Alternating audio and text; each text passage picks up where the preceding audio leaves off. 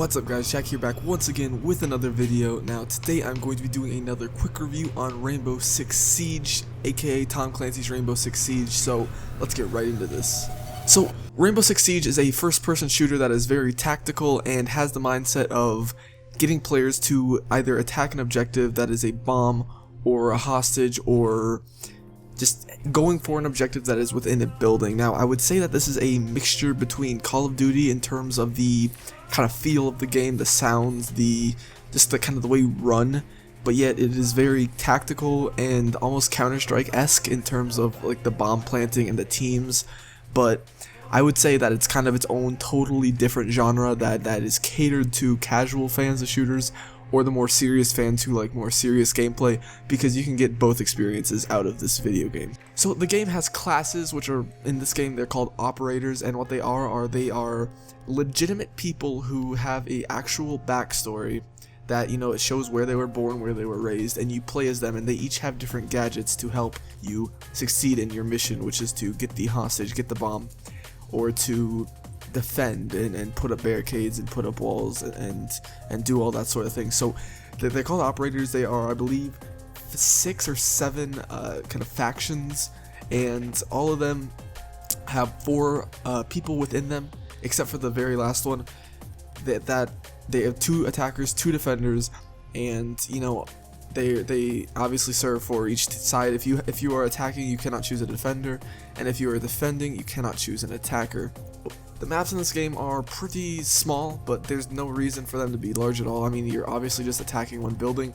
They are pretty difficult to kind of navigate or to memorize, which I think is kind of a con, but I think that, you know, the way that they built the maps is very good, because you can obviously blow through walls, you can blow through doors, you can blow through like any sort of destructional thing you can. So it has a very nice tactical sense. So, you know, if you know the bomb's on the other side of the wall, you can just say, aim your detonators at it, blow up the wall, and just bum rush into the room and just take out everybody. That's the ideal situation. Now that doesn't always work, but it is something that obviously is kind of something that's in the back of your head that you always want to work. But now the maps are very, very small, but that is obviously kind of what you'd expect from a game like this, because you are only targeting one area. Now at the beginning of the rounds, if you are the attackers, you have about 30 seconds to send little robots out to try and find the bomb or hostage or the objective. And this phase is cool, and I get the point of it, but for me personally, I think it's a good idea, but I'm still new to this game to the point where I'm pretty bad at finding it anyways, and my little robot drone or RC car, or whatever you want to call it, always kind of gets destroyed before I can ever do anything. So, you know, I'm going to need some practice on having to try and find this objective, trying to figure out, you know, our point of entry. And that kind of leads into my next topic, which is we're just going to kind of go over the pros and the cons, which are the pros. It is very fun if you play with friends. You know, if you have a group of guys who you're like, okay, let's buy this game, let's play it, you will have a lot of fun. If you want to play tactical, you want to play how the game is meant to be played, you will have a lot of fun. Now, the operators is also another huge pro. Each operator has their totally own unique things, and if you know, each operator is just so diverse, or the operators are all just so diverse, so you're never going to have any overlap between operators, and they all offer stuff that is just so cool and so amazing. You can kind of team up with the operators in the sense of like coordination, so some operators go good with others. There's good combos kind of for operators, which I think is a great thing to have, especially if you're going to be playing with, you know, a group of 5, you know, the 5 of you, or something like this, or even in like competitive. I can definitely see a strong competitive scene in this game, because there is a amazing sense of teamwork needed to get to the objective, or to defend the objective on this, depending on which side you're on. Now the cons of the game are, if you do not communicate, it can be pretty boring. You know, if you just decide to hop into a game and you just decide to play, you don't communicate to others, they don't communicate to you, which is very frustrating. There have been many times where I've gone into a game and I've been like, hey, does anyone have mics? And they just say nothing, and you just kind of like play the game.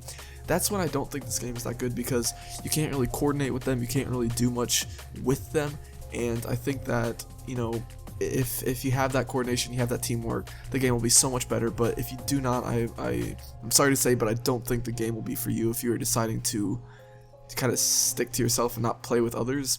Now that doesn't mean that you can't meet amazing people on there, because the community is great, but I'm just saying, if you are going to go in and not really use your mic and just kind of play by yourself, I would highly advise that this game might not be the best for you, because you definitely do need that.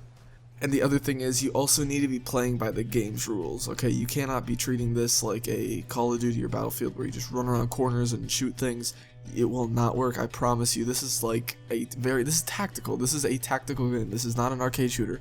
So you have to be playing by what the game says. If the game, it doesn't want you to go around this corner and you go around that corner, people are going to be there and you're going to die. You just have to kind of feel out the game, and you will figure out how this is supposed to be played. It's something that I can't really emphasize or can't really tell you unless you play it yourself, but it's definitely something that I would definitely put on the cons.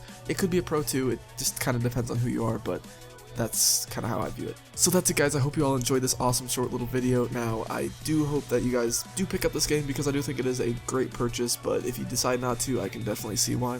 Hope you guys all have an awesome day, and I'll see you guys in the next video. As always, deuces.